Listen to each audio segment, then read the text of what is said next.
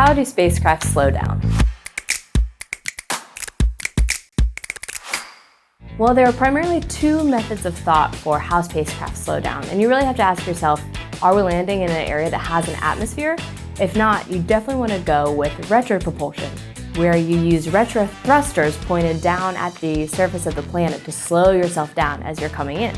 If you do have an atmosphere, it makes it a lot easier, as the atmosphere acts as kind of a giant brake as you slow down. So you have your missions like Apollo that used retropropulsion when we went to the moon.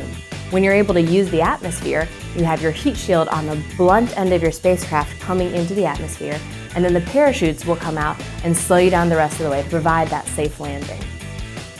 Here at NASA, we're constantly developing new technologies to help with that entry, descent, and landing, or EDL. Some of the trick in entering atmosphere is when you do have it, but it's really thin.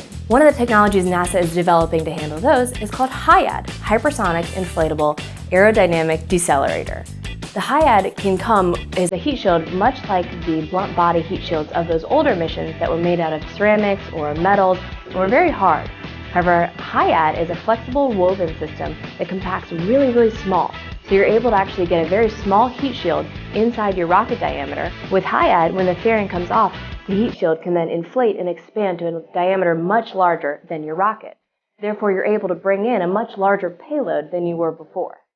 So how do spacecraft slow down? You have retropropulsion, you've got your rigid aeroshells and parachutes, and coming soon, we've got these inflatable heat shields.